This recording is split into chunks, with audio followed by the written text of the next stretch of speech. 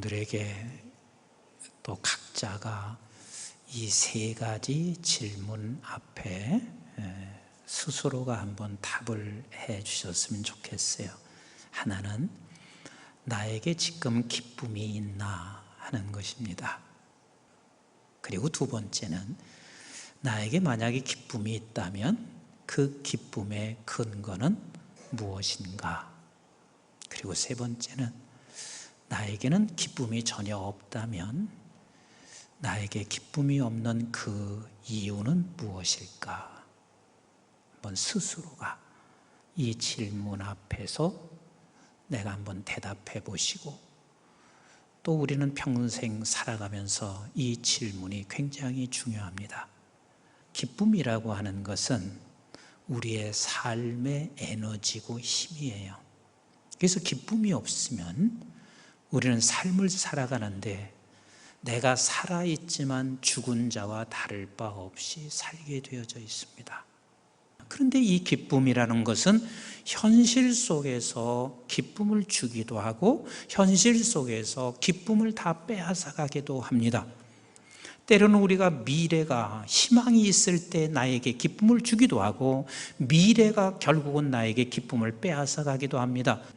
우리가 이 기쁨은 성령으로 인한 기쁨, 이것을 우리 모두 각자가 함께 소망하시기를 주님의 이름으로 축복합니다. 도대체 성령으로 인한 그 기쁨이 어떤 기쁨일까? 성령으로 인한 기쁨의 그 이유가 무엇인가? 오늘 본문은 두 가지로 명확하게 우리에게 말씀하시고 계세요. 그 첫 번째가, 우리 한번 따라서 합시다. 하나님을 아는 것. 그러니까 성령이 우리에게 임하셔서 하나님을 알아가는 것, 이것이 우리에게 기쁨이다. 주님께서 이미 말씀하신 대로 성령이 오지 아니하면 우리는 그 어떤 누구도 하나님을 하나님으로 볼 수가 없습니다. 성령이 오지 아니하면, 임하지 아니하면 우리는 하나님 아버지가 우리에게는 추상적인 하나님이 될 수밖에 없습니다. 여러분, 하나님은 추상적인 분 아니십니다. 인격적 존재요, 우리가 직접 경험할 수 있는 분이시고 우리가 직관할 수 있는 분이고 형태와 성질과 인격이 함께 형성된 그분이 바로 우리 아버지시란 말이에요. 성령에 관해서만큼은 여러분들이 포기해서는 안 되는 거예요. 왜냐하면 우리의 기쁨이 현실과 미래의 단순한 희망으로 기쁨을 갖는 것은 그 현실과 미래의 희망은 언제나 우리에게 또 기쁨을 빼앗아 가게 되어 있습니다. 그래서 하나님께서 우리에게 성령을 늘 충만키를 원하시는 우리 아버지세요. 그 성령이 내게 충만하면 충만할수록 기쁨이 충만해지는 것이고, 그 기쁨이 충만하면 충만할수록 우리는 이 세상을 살아내는데 이겨갈 수 있는 힘이 그곳에 있기 때문에 그렇습니다. 그래서 우리는 이 성령을 사모하는 일은 보화와 진주보다도 더 귀한 보배라는 사실을 놓치지 마셔야 합니다. 성령에 임한 결과는 세술에 취했습니다. 세술에 취했다는 말은 이거보다 더 기쁨이 세상에 어디가 있습니까? 기뻐서 다른 사람이 봤을 때는 조롱하고 취한 자처럼 그렇게 보일 만큼 기쁨이 그들에게 있었단 말이에요. 이 기쁨이 어떻게 됐습니까? 14절 이하로 42절까지 그렇게 두려워 떨던 베드로, 비겁했던 베드로, 그런데 이 베드로가 그의 입에서 튀어나오기 시작합니다. 하나님이 누구시며 예수가 누구시며 그분이 오셔서 한 일이 무엇인지에 대하여 복음을 외치기 시작하는데, 여기 예루살렘 밖이 아니에요. 예루살렘 현장 속에서 그 두려움이 사라졌습니다. 무서운 게 없어졌습니다. 그는 담대하게 하나님을 증거하기 시작하고 있습니다. 이게 성령으로 인하여 주어진 기쁨의 결과입니다. 성령이 우리에게 충만케 임하실 때, 하나님이 필요할 때마다 하나님의 필요한 것을 주시는 우리 하나님이세요. 여기서 중요한 것은 저들이 기쁨이 충만했습니다. 기뻐 모였어요. 기뻐서 예배했어요. 기뻐서 나누었어요. 기뻐서 섬겼습니다. 그랬더니 모든 사람들이 칭송을 할 뿐만 아니라 하나님을 믿는 사람들이 더 많아졌더라, 이리 말씀하시고 계십니다. 사랑하는 성도 여러분, 우리가 놓치지 말아야 할 것이 있습니다. 포기하지 말아야 할 것이 있습니다. 기쁨을 포기하면 여러분들은 모든 걸 다 포기하는 것입니다. 기쁨을. 그런데 이 기쁨은 현실 속에서나 미래 속에서만 찾으면 그 현실은 또 기쁨을 빼앗아 갑니다. 미래도 기쁨을 빼앗아 가게 되어 있습니다. 우리의 기쁨은 성령으로 인한 기쁨. 그래서 성령을 통해서만 이 기쁨을 주는데, 하나님이 어떤 분인 것을 더 깊이 깨달아 알게 함으로 우리에게 주어지는 이 기쁨은 결단코 포기해서는 안 돼요. 십수년 여러분들에게 이 성령의 강한 어떤 체험이 우리에게 없다 할지라도 여러분들은 날마다 성령 충만을 사모하셔야만 합니다. 성령은 우리에게 이 진주를 발견하게 합니다.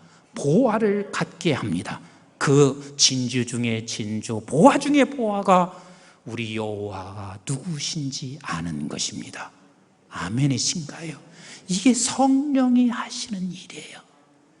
여호와가 알면 알수록, 깨달으면 깨달을수록 그거와 비례하여 우리에게는 기쁨이 충만해지게 되어 있습니다. 두 번째, 우리 주님께서 성령으로 기뻐하시는 이유가, 두 번째는 내가 발견한 그 하나님을 증거하는, 하나님의 나라를 세워가는 그 기쁨을 갖게 됩니다. 기도 속에서 성령이 그에게 하나님의 나라에 대한 비전을 주시는 거예요. 오늘날 넌 알 것이 다 이 비전을 잃어버렸어요. 하나님의 나라를 세워간다는 이 비전이 어느 날부터 다 사라져버렸습니다. 어쩌다 이렇게 우리는 성령으로 인한 이 놀라운 비전의 기쁨을 다 놓쳐버렸는지 모르겠어요.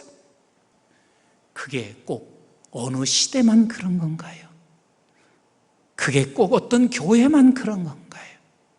어떤 특정한 대상만 그러는 건가요? 아니잖아요. 우리 모두가 예수님의 제자들이고, 그 예수님의 모든 제자들에게 우리 주님은 지금 말씀하시고 있습니다. 너에게 성령을 충만케 하리라. 그 성령으로 인하여 우리가 기쁨을 가지고, 그 기쁨은 하나님을 더 깊이 알아가는, 그래서 하나님 아버지에 대한 기쁨과 또 하나님께서 나에게 주시는 이 놀라운 하나님의 나라에 대한 비전을 나에게 주시는 그 기쁨으로 우리는 오늘 이 코로나 형국도 이겨낼 수 있는 거요. 우리는 죽을 때까지, 내가 나이 들어서 활동할 수 없어서 내가 누워있는 상황이라면 이러면 되시잖아요. 하나님, 내가 마지막 죽는 순간에도 내 자식에게 하나님의 나라의 모습을 보이고 하나님 자녀의 모습을 보이고 내가 죽게 해주세요. 성령님, 그 끝까지 이 비전을 놓치지 않게 하옵소서. 사랑하는 성도 여러분, 이제 말씀 마무리하겠습니다. 내게 기쁨이 있는가? 그런데 그 기쁨은 성령으로 인한 기쁨인가? 우리는 그 기쁨을 반드시 주님 앞에 설 때까지 소유하고 계셔야 돼요. 그래야 세상을 이겨요. 그 어떤 고난도 이길 수 있습니다.